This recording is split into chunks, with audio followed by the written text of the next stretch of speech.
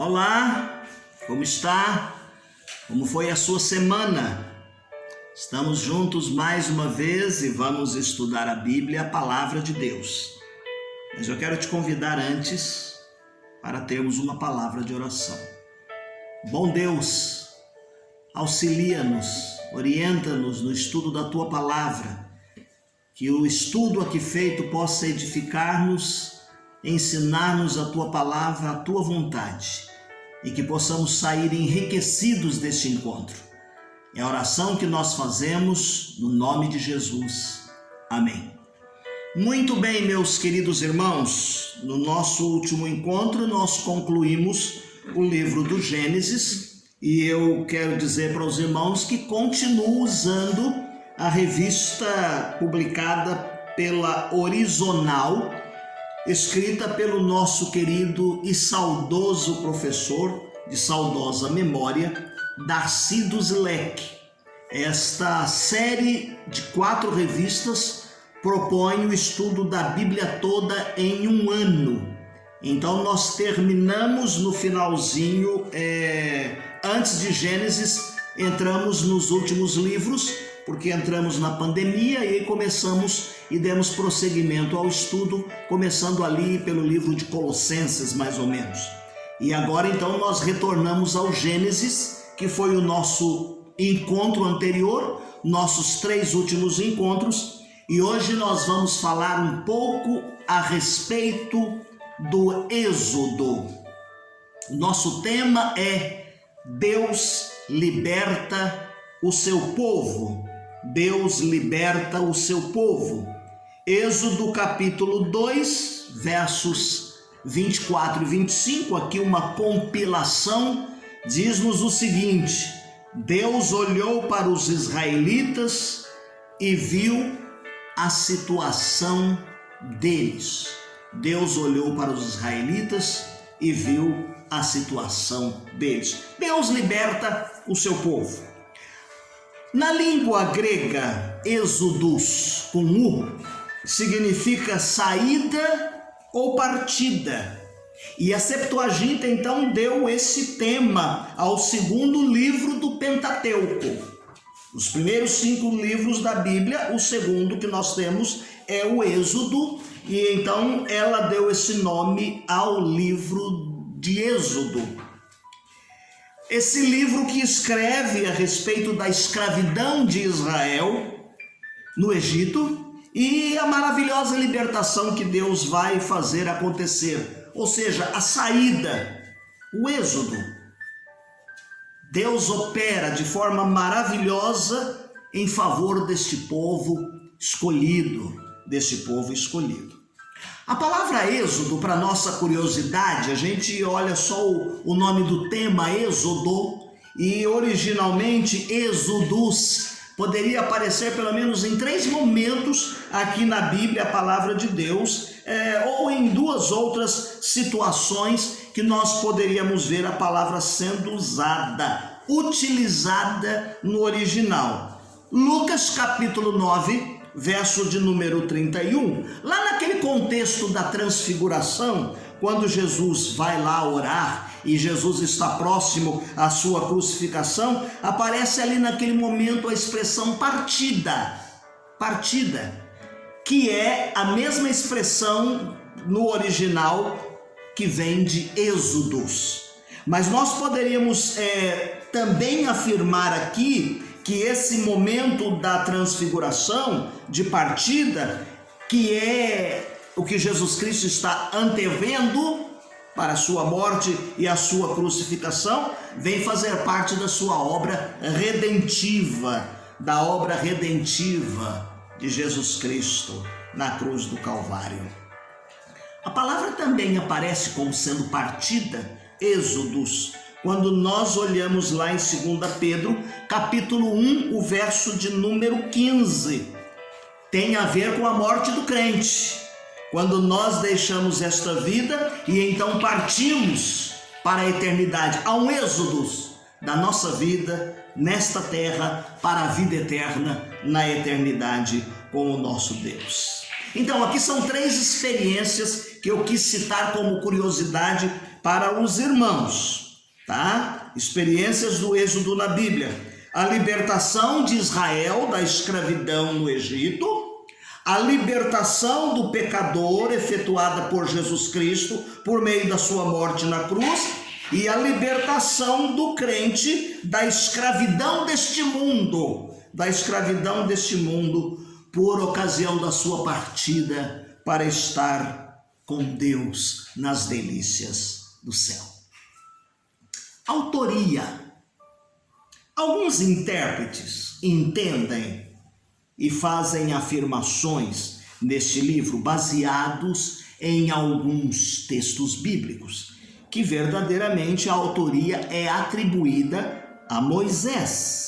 Por exemplo, o Êxodo capítulo 17, o verso de número 14, diz-nos assim: Então disse o Senhor a Moisés: escreve isto para memória num livro, relata aos ouvidos de Josué que eu totalmente hei de riscar a memória de Ameleque de debaixo dos céus. Então aqui Deus está dizendo, escreve num livro.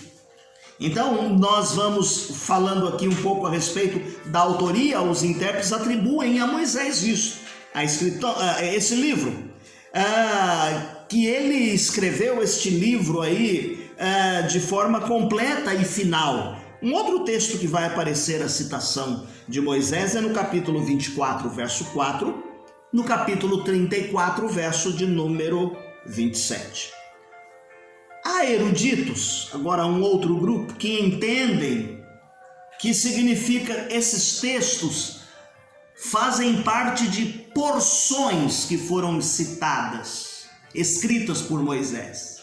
Então, os intérpretes anteriores citados, Moisés escreveu o livro. Agora os eruditos, eles entendem que essas afirmações fazem parte de porções que foram mencionadas e escritas por Moisés, e que ele não tenha escrito especificamente o livro todo. E aí nós também temos uma outra expressão agora, uma questão dos críticos, os que são mais radicais.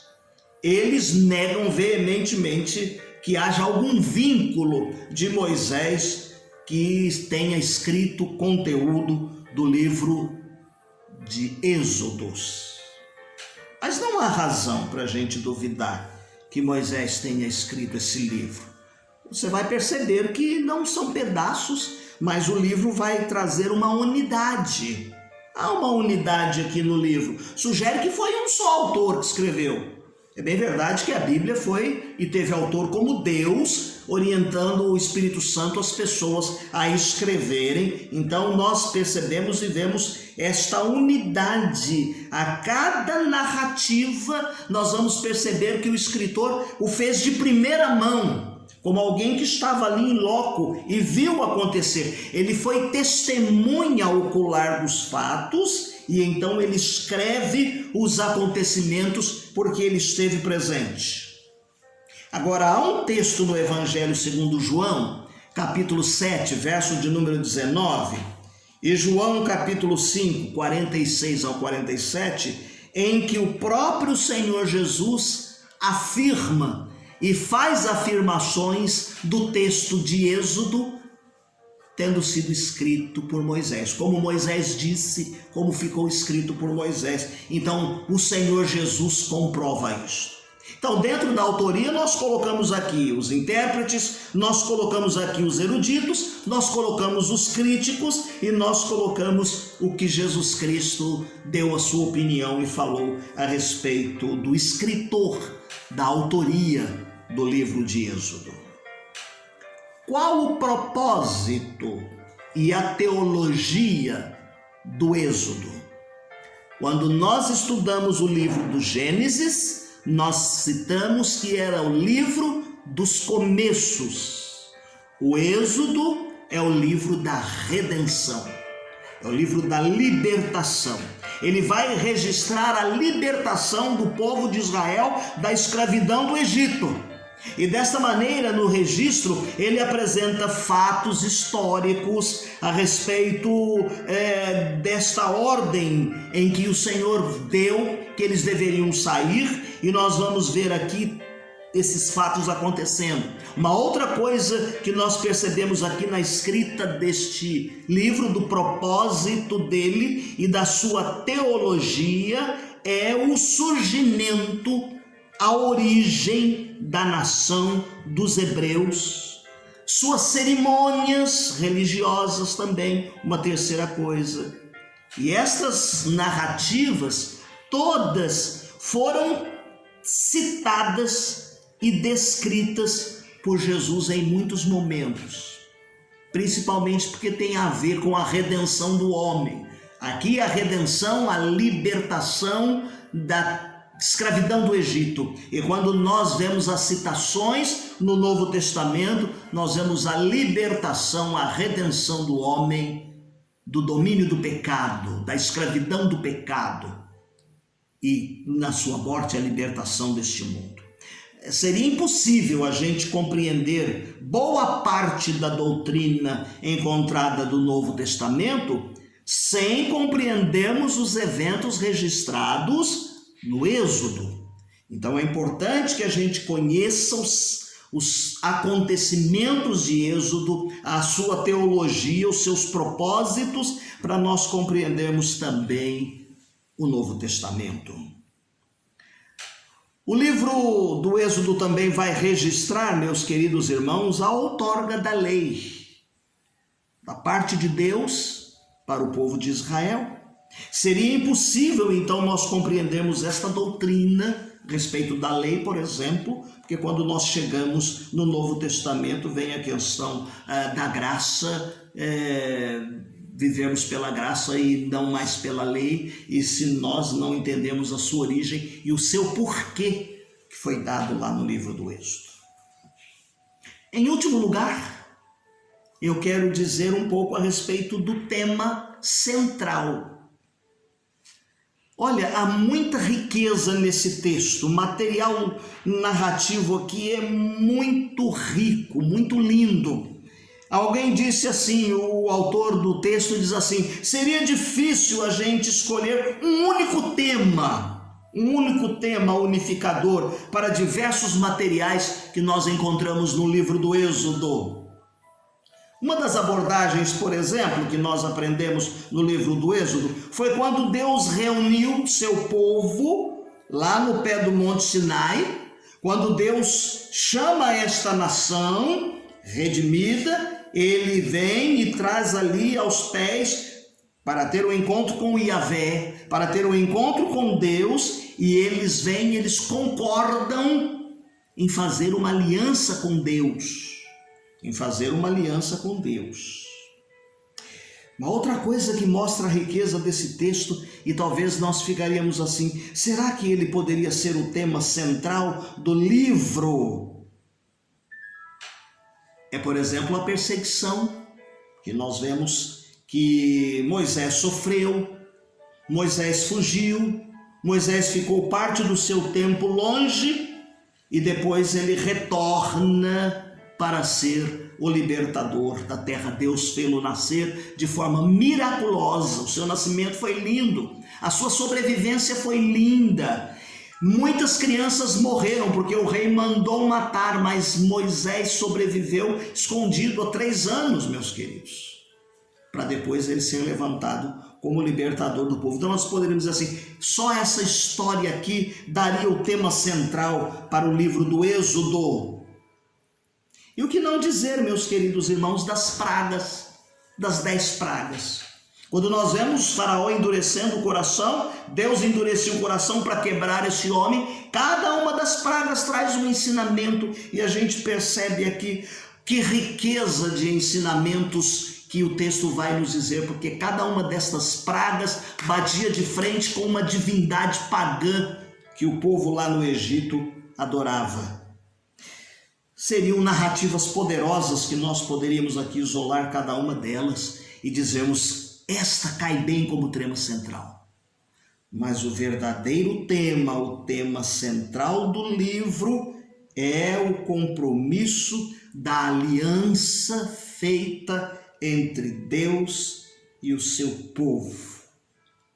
Esses fatos podem ter antecedido ou sucedido o compromisso da aliança, mas todos eles vêm trazendo métodos e ensinamentos a fim de que a nação possa adorar a Deus.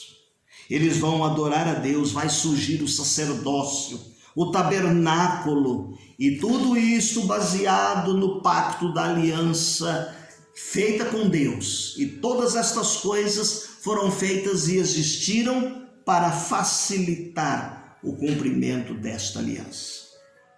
Há uma outra abordagem aqui que eu queria fazer dentro do tema central, que nós poderíamos ver que considera Yahvé, esta presença de Deus entre o povo e Israel, como tema central. Em várias situações nós vemos Deus se apresentando na sarça, a voz de Deus lá no monte, o surgimento da arca, várias coisas vão demonstrar aqui a presença de Yahvé entre o seu povo. E poderia ser o tema central. E nós ilustraríamos como sendo assim, a presença redentiva de Deus em Israel, que vai resultar da libertação deste povo nos primeiros 15 capítulos de Êxodo. Deus continua, tem uma presença contínua, presente no meio do povo de Israel, exigindo obediência. Obediência a quê? Aos compromissos que foram firmados com a aliança, aos compromissos que foram feitos pelo povo no pacto da aliança. E isso requer adoração a Deus, adoração ao Senhor, por parte do povo. Estão nos capítulos 16 até o capítulo 40. Bom, mas ainda falando um pouco do tema central, nós poderíamos fazer aqui uma terceira abordagem, uma terceira ideia que o livro aborda: a soberania de Deus, a soberania de Yahvé, a soberania como tema central do livro. No Êxodo, Deus é revelado como? Como Deus é revelado? Primeiro, Senhor da história. Capítulos 1, de 1 a 7 e o capítulo 7. Capítulo 7, de 8 a 18 e o 27. Nós poderíamos então citar aqui o Senhor da história, o Senhor da natureza, o Senhor de Israel como povo da aliança e o Senhor da adoração. Veja quantas coisas nós aprendemos hoje aqui dentro desse livro, não explorando os textos que Moisés nasceu e ficamos discutindo os versículos, mas pensamos a teologia, o propósito e a ideia central do livro.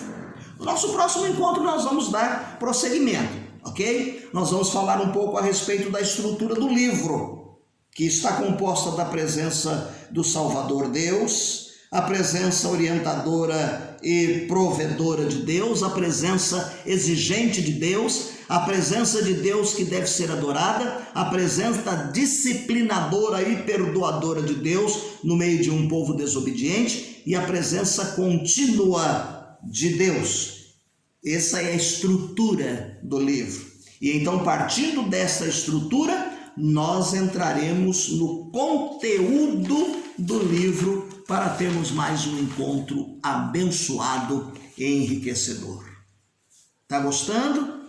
Muito bem, no final da transmissão nós apresentamos alguns textos para você fazer a leitura diária, para que você tenha em mente enquanto nós estamos citando aqui os acontecimentos. Termino o nosso encontro lendo algumas estrofes do hino de número 14 do nosso cantor cristão, O Deus de Abraão. Ao Deus de Abraão louvai do vasto céu, Senhor, eterno e poderoso Pai e Deus de amor, augusto Deus Jeová, que terra e céu criou, minha alma o nome abençoará, do grande eu sou. Meu guia Deus será seu infinito amor, feliz em tudo me fará por onde eu for. Tomou-me pela mão, em trevas deu-me luz e dá-me eterna salvação por meu Jesus. Meu Deus por si jurou e nele confiei, e para o céu que preparou eu subirei. Seu rosto irei eu ver, fiado em seu amor, e hei de sempre engrandecer meu Redentor. Deus te abençoe. Tenha uma semana feliz e abençoada.